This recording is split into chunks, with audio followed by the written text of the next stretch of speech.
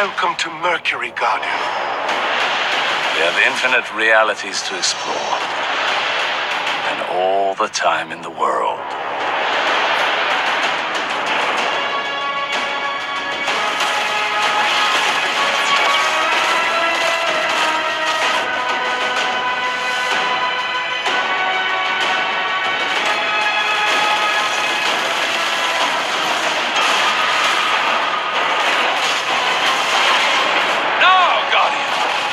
Get another shot!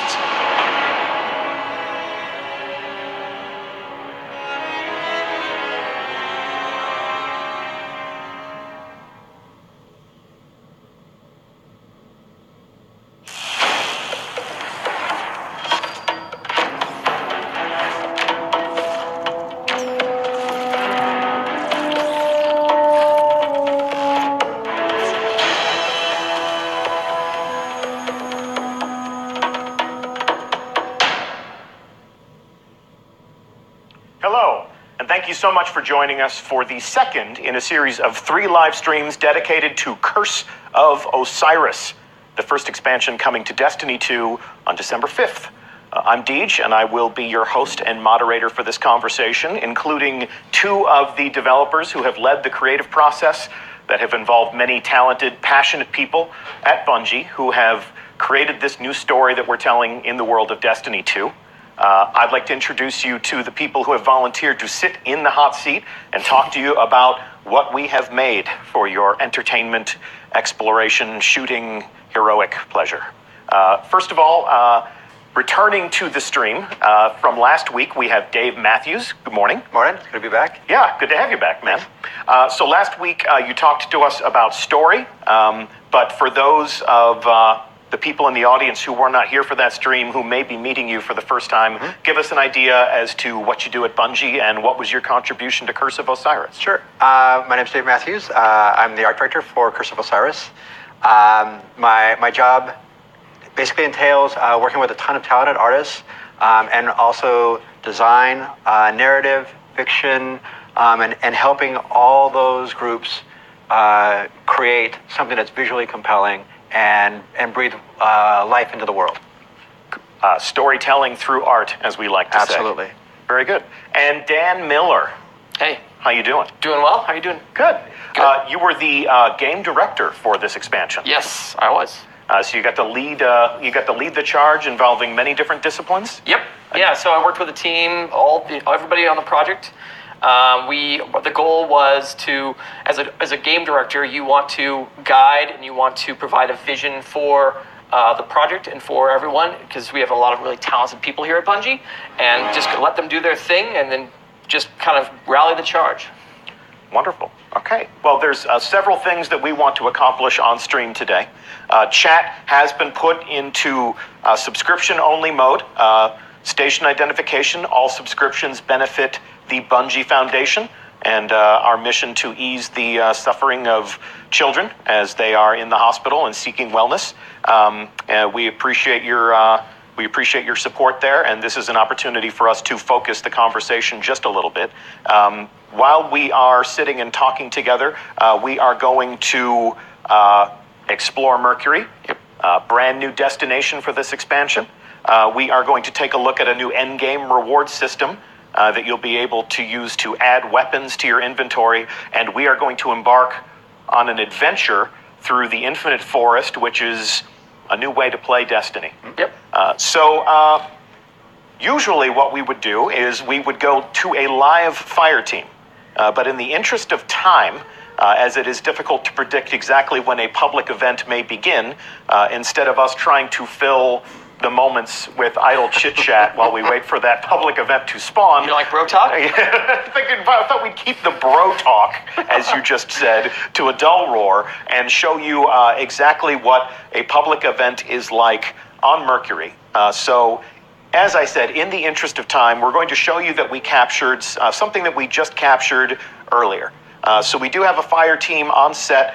They're going to be playing through the Infinite Forest live, but right now what we'd like to do is we would like to show you the footage that we captured of this brand new public event that is created just for Mercury. Yep. Bespoke public event is what you guys have been Yes. saying to refer to this.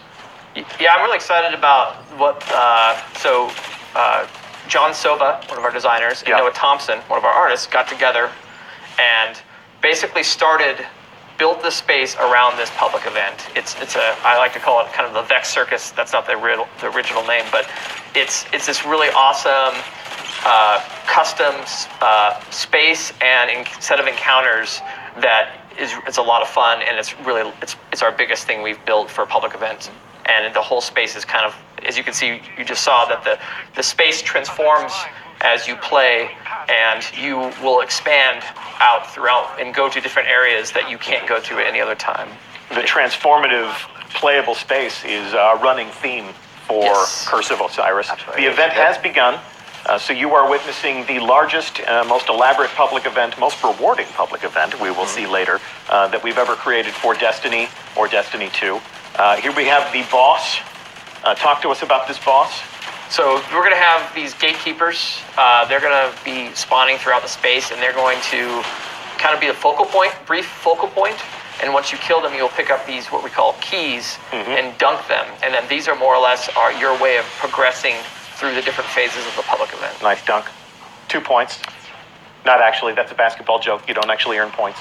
Yeah, and then at this point here is you'll move over to the complete other side of the space and play it a more similar type of experience.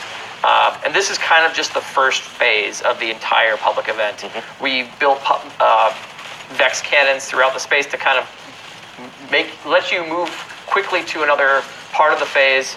As you can see, we're about to clear out this guy, this gatekeeper. Once he's done, we're going to do another dunk. And keep in mind, this can be done in parallel at the same time with multiple guardians can more or less do this in parallel. But we're going to show you the whole thing. I think one of the things that is worth mentioning, in previous public events, they always tend to have one core focal element, and it always drives everybody to one centralized location.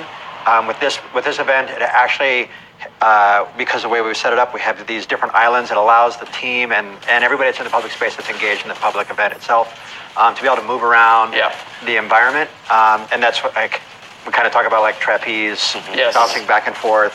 And that's where that Vex Circus idea comes from. Yeah. Vex Circus. Okay. And then because you're now on an island, you can't get here any other way except for this event. So this is kind of opening up the space to other areas that you won't be able to normally get to when you're patrolling around. And we have a guardian down. And someone failed here. There's no failure. There's only temporary delay between you and victory. They failed.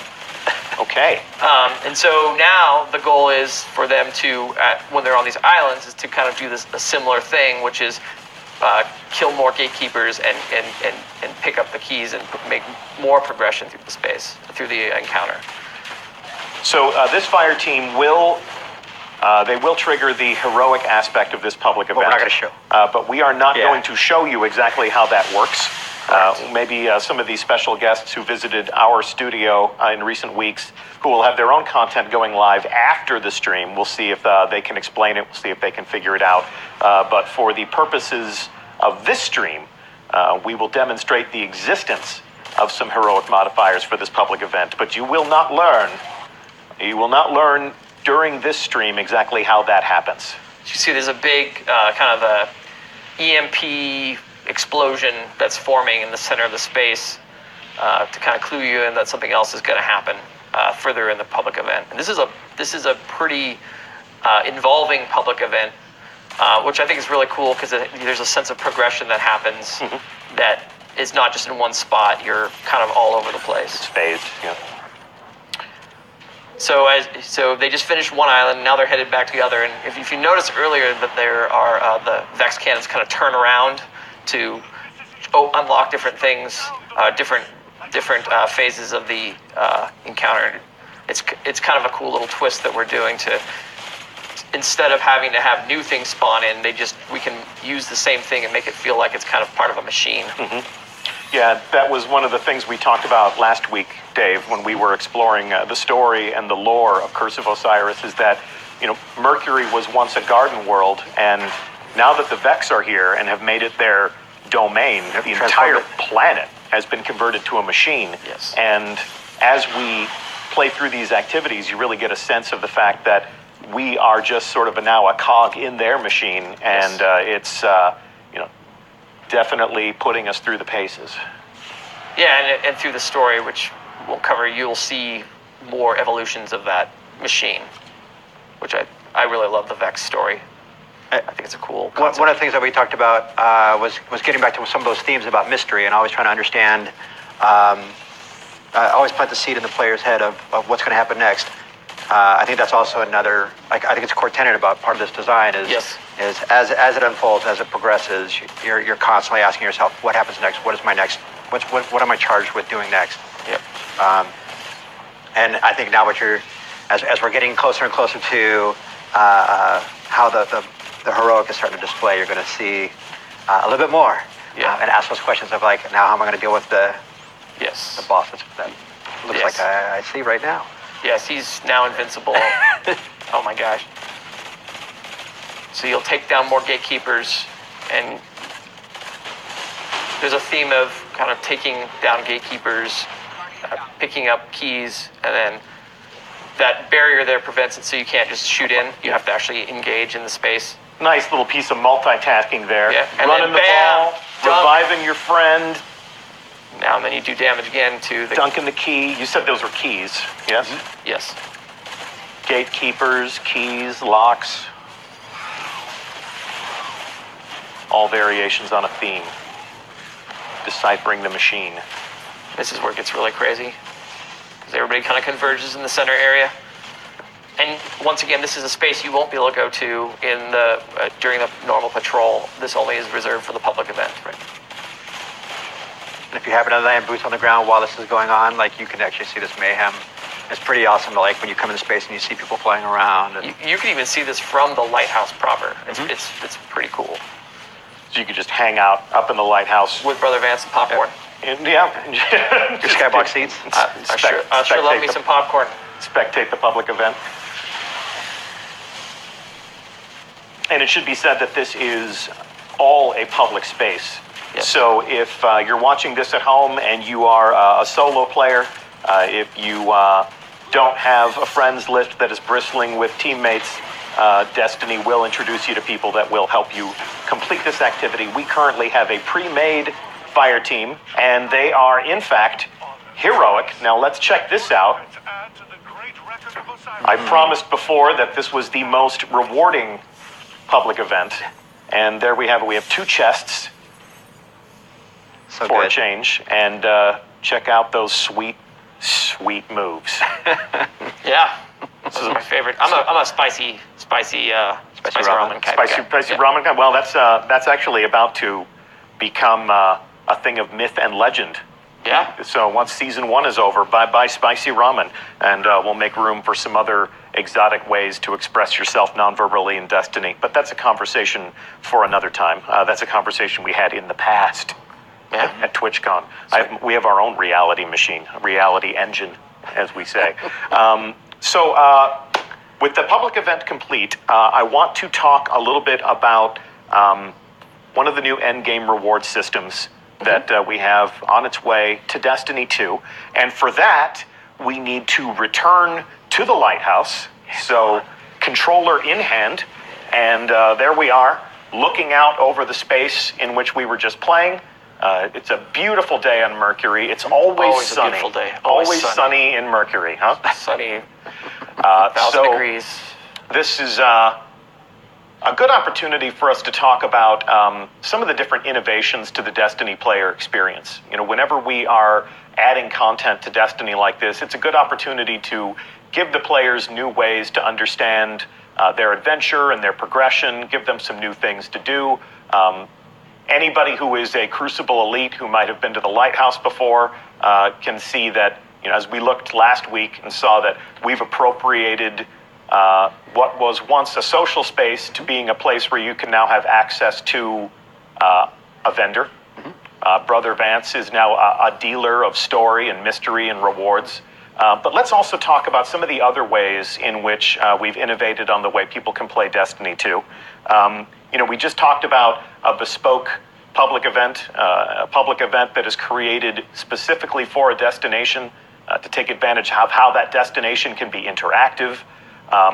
Also talk to me about how some of the different adventures in this game change the way that you'll interact with the environment and with basically the story in general. So we have kind of made some changes to, first of all, the lighthouse itself. Yep. It's a little more streamlined. You don't have to run like a mile to get out. We have a warp gate right there. Yep.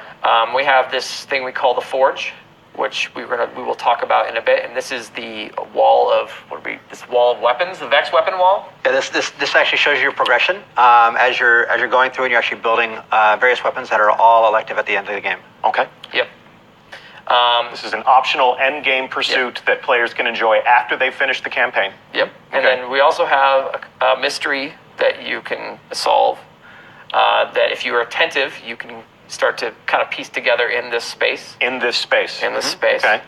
And then as well, we have the Vancinator, the Brother Vance. The Vancinator. Did you have to do that? Yeah. So I can make everybody groan. And so, he's kind of the centerpiece.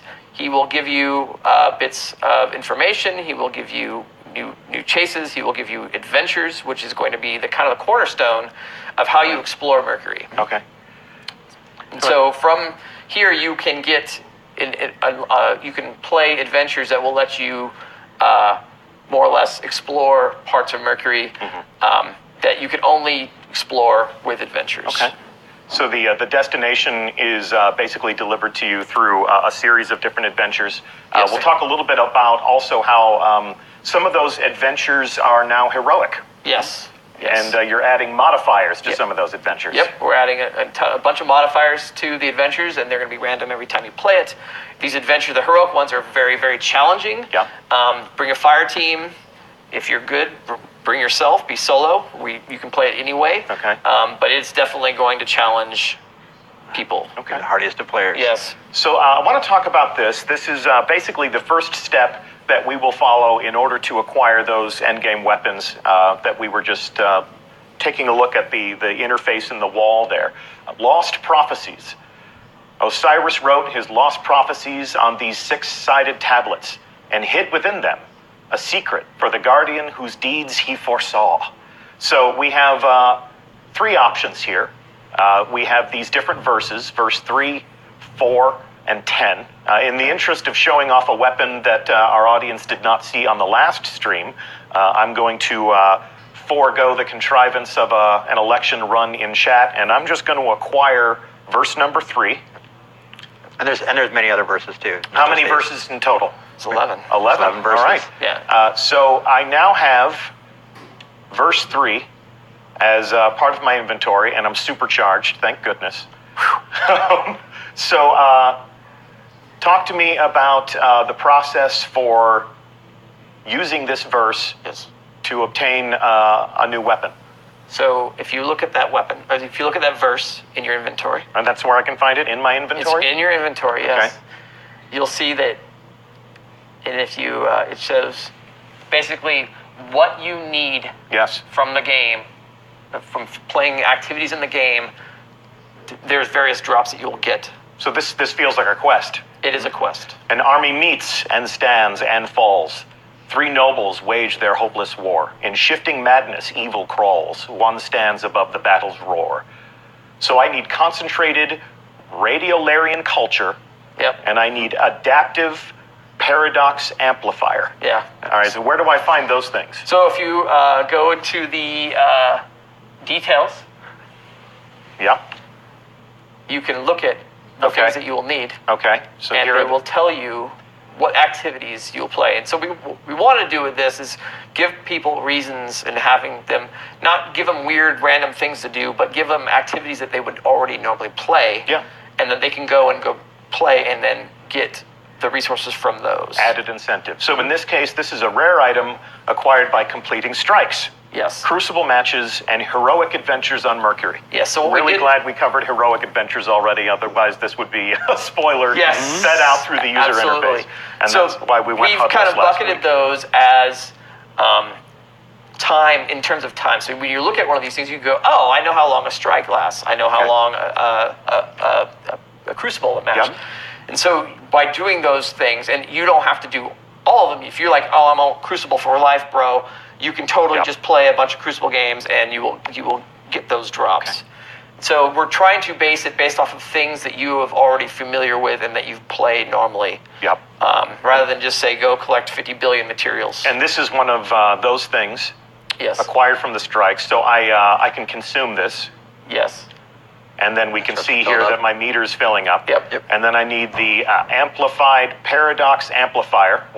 One more time. Let's take a look at what that icon looks like, and let's see if I have any of those. I do, in fact. Wow, you have them already. I have them already. In the interest of time, we have front-loaded our Yes. inventory. And And we got one more. bam, actually, incomplete. Yes. And so what you need to do, if you go and Advanced paradox amplifier. yes. Oh, okay, so what you need to do, yeah, there it is. Here we go. We'll use this instead. Yep. Yeah. There you go. Okay, There I you now go. have a prophecy tablet. Yep. It seems to be charged. Energized. Yep. Yeah. As you indicated before, I can tell that public events are happening on Mercury, Yep. which is pretty cool. I can even see there's those people are not in my fire team, but I can tell that Mercury is populated with willing allies down there if I wanted to rush down and leave all this. But how can I leave this right here? And when you can give this to Brother Vance, and he will give you. Is that what I want to do? I want to transmute the tablet? Yes, of course. Okay. Everybody wants to transmute. Very Now good. that you have the transmuted tablet, you will take it over to the forge. All right. And because, yeah, you see there's nav points. So this is the forge right here. We'd mentioned before that there are 11 different verses, each indicated by one of these nodes. It would appear that I have activated one of the nodes, so one of the weapons is mine, so I always know which verses that I am in possession of. 11 nodes instead of 12 because it looks like you busted one of the nodes to Yeah. hack this thing. We have to. Oh man, Had to happen. sometimes you have to destroy to create. Yes. So I come over here to this interface that we have hacked together. And because it's a public bubble, other players will see this. Oh, really? As Cool. you do it. So they'll say, congratulations to you because you are now the proud owner. Oh my, it's doing its work. Something is arriving. And then bam. And it is the Jack, Queen, King 3. Look down. Here we go. Energy weapon. What'd you give me? Where is it? What am I looking Energy. for? Energy. There we go. This? Yes. Right here. Okay. Let's take a look at the details. Cool. Dave, talk to me about the story behind these weapons. What's their origin? How did they come into being? They look rather cobbled together through different types of tech. Sure. So when we started talking about what we could do with these types of weapons, we wanted to make sure everything paid tribute back to Osiris and his history. So what you're kind of seeing is we kind of did a snapshot of what time was like when Osiris was exiled from the tower. So we start to think about thematically what those weapons were like. And let's say he had this cache and he took it with him. As he comes here and he's investigating more about the Vex and he's learning more about the mechanisms and the inscrutable machines that they actually construct, he's able to harness some of that and merge it with our own technology. So that's kind of like thematically, that's how we came and we arrived at the aesthetic and the look of these weapons. So regardless if it's a hand cannon, the sniper rifle, scout rifle, SMG, all of them will have that base idea of the fusion of Vex technology with our own technology. And to break the veneer of the lore, these are weapons that were designed by our sandbox team. Absolutely. These are weapons that were designed specifically by Bungie with specific perks, specific attributes, and On the next stream, the final stream that we'll be hosting before the launch of Curse of Osiris, we'll take a look at some of those different weapons. We'll take a look at all of the gear that you'll be able to earn with Curse of Osiris or as part of Season 2, which begins when Curse of Osiris launches.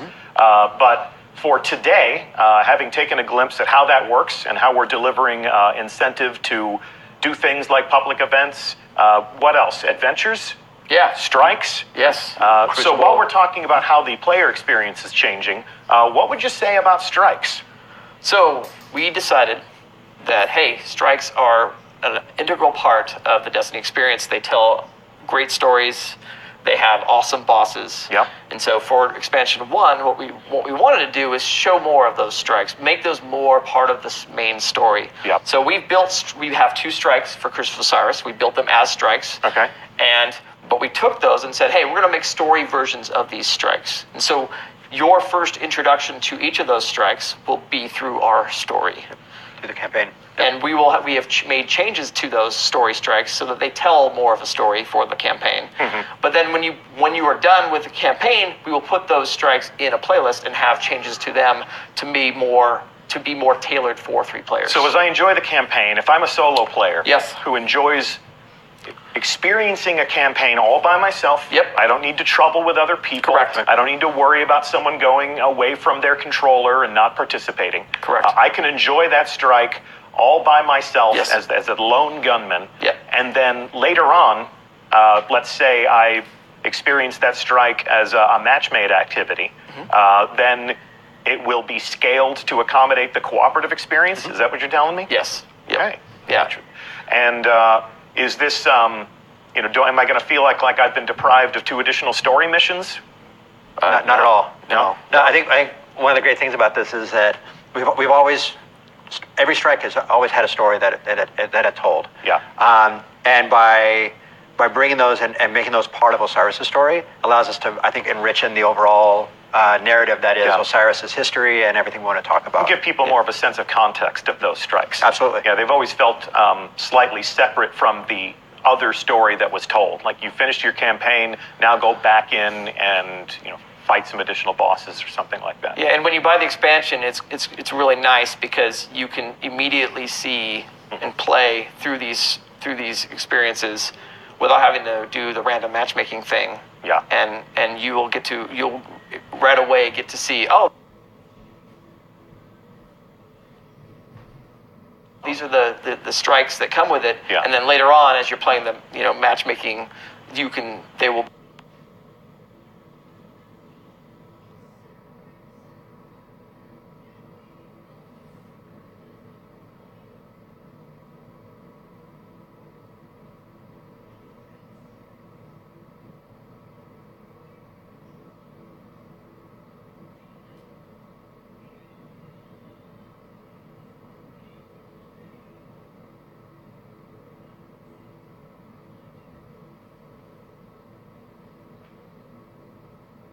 There as well.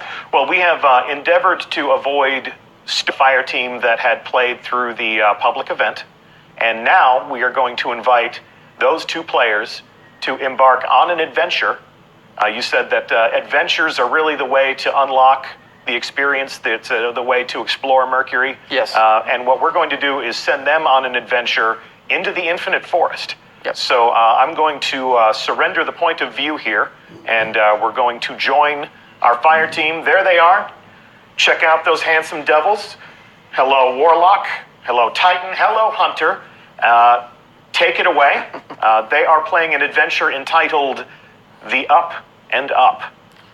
So you are clear to engage. You are clear to go through this gate into the Infinite Forest.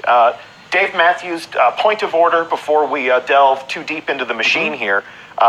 Refresh our memory in a couple of sentences, if you would, as to exactly what the Infinite Forest is.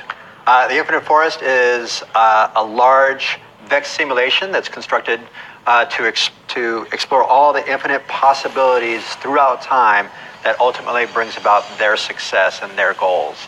And this also happens to be the last place that Osiris was seen going into. And Ikora is the person that puts you into motion to go and find Osiris, which ultimately will lead you into the Infinite Forest. So Osiris was lost to time, lost to all of the infinite realities that the Vex are investigating, and this is their machine inside the core of Mercury. I mean, right. they've hollowed it out like a pumpkin and used it as a construct. We can see, much like the public event, the landscape is propagating here as we move through it. And how exactly is that happening? So we have been working on this for a bit. This is a really exciting new addition to Destiny. This is kind of capitalizing what I like to think of as the unknown, right? So these are spaces built by our artists. There's variants that they have, and this with these encounters were built by our designers. The difference is that these are put together kind of like a Lego set of Lego blocks, where you will have a piece that is fun to play on, but those will be connected by the by your PlayStation 4 or your PC, and built in a way that will be different every time. They will connect differently. You might not see half of the pieces for your playthrough. There is no rhyme or reason in how they are connected, besides that they connect to another reality. So this is not necessarily procedurally generated. These are set pieces that you have created to provide players with a good and interesting experience as they move through the space. Yes. But we have random combinations of set pieces. We have random combinations of enemies. I think I'd probably say they're more intelligently assembled than random. Yeah. And the idea behind it is that we want to make sure that not only like is from beginning to end as you move from the present into either the past, present, or future on the other side of the infinite forest, that you have a solid experience that I think is probably, I think it's one of the strengths that we have at Bungie, and we want to make sure that this holds up to that same bar. Yeah. So the unknown is a thing that I'm really excited about, because I feel like if you've played Destiny for any period of time, you start to know how things work out. And this guaranteed every time you come here, you will play something you have not experienced prior. This will be different every time. If you in this space, you can see there's a red gate, and there are these demon characters. So there's a Vex AI that hides itself as one of the combatant races. So for example, this is the Hive. The Hive have never actually fought the Vex in a Destiny game up to this point. Any of the 4 combatant races are available and will be plopped into any of these encounters. And there's, like I said, there are the demons that are actually Vex AI that when they will basically hold players up. And so you need to find the demon so that you can unlock the gate. If you check a look at the skybox, there's just so much more. Like, you can see things way out there. There's a bunch of different possibilities. We really want it to feel like there's this kind of big expanse, and you can be and go anywhere. That's our hope, is that we instill in that. So their objective on this adventure, the Up and Up, is to step into the future. And exactly how does that work in this space? So I can totally speak. Yeah. So when we built the entire destination of Mercury, the notion of thinking about Mercury as 4 distinct locations. One, which is the present, which is kind of boots on the ground, which we were just seeing where the public event is. Yes. There's the infinite forest, which is what we're looking at right now. And then there's the end caps to all of those, where the infinite forest takes us. So into the past, into the other aspects of the present, and then into the future. And what you're seeing here is as we're progressing through that conduit between what was the public space, ultimately we're going to step through and we're going to arrive at a final destination in this simulation, which is into the dark future. Yes.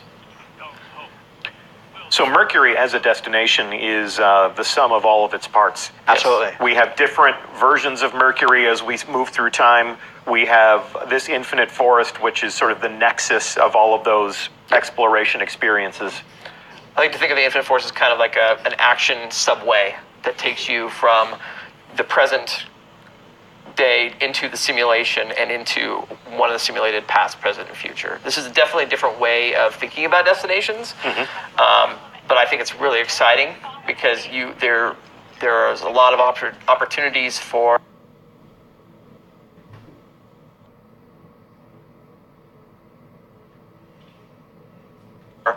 players seeing new things all the time and replaying and seeing and giving that sense of the unknown, sense of wonder. We now see here that we've stepped into a different vision.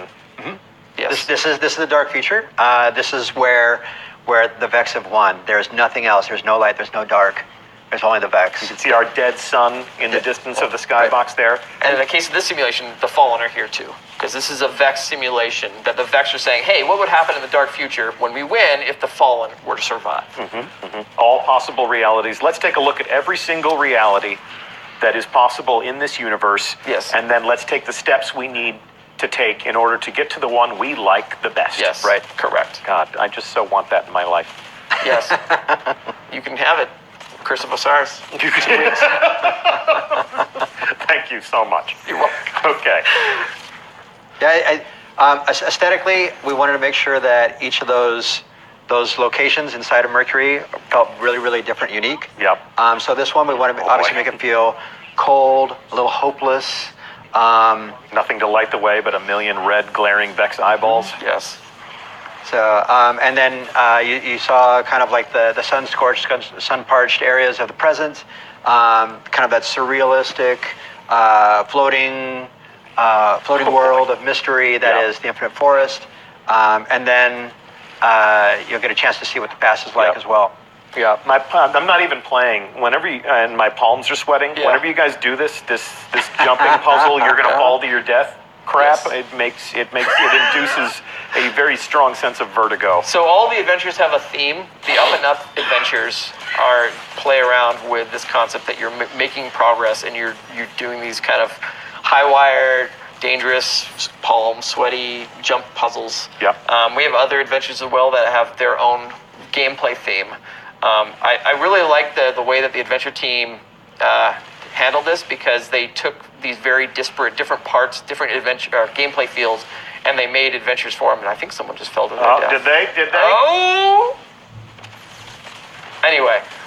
Nope, they all made it. And so yeah, when you do different adventures, they absolutely have a very distinct gameplay feel to them, and it's a really nice. You could play a bunch of them and never feel like, I'm never be confused about, am I playing this one or another one? It's very clear. Time to eliminate the fallen captain. Yep. Going down a little bit easier for you, Deej? A little less stress-inducing? Just a little. Oh. Just a little. And so, like I said, all these adventures also have all the different combatant races options. So you'll play an adventure sometimes with the Hive, and sometimes you'll play one with the Fallen, the Cabal. There's definitely a lot of variety. Variety is a good word. Yeah, variety is a good expectation to set. Yep. Not entirely random, because something that is completely random could lead to a bad experience for the player. Absolutely. You always want to entertain. You always want to challenge and give people. I think Destiny does a good job of letting you know what you should go and do. You know, not to create. I think it's difficult to feel heroic when you are confused.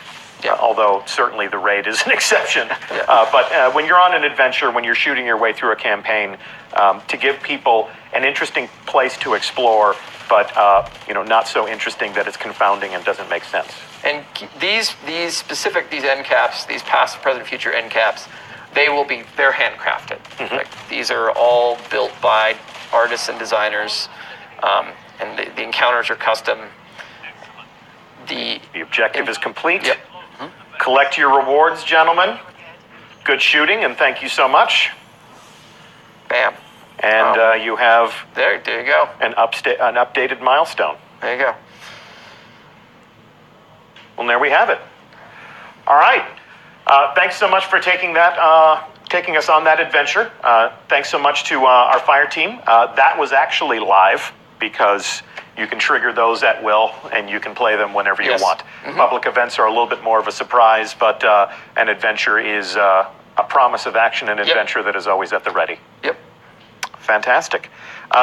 So we've demonstrated today some of the different ways to explore Mercury, this shifting, interactive destination.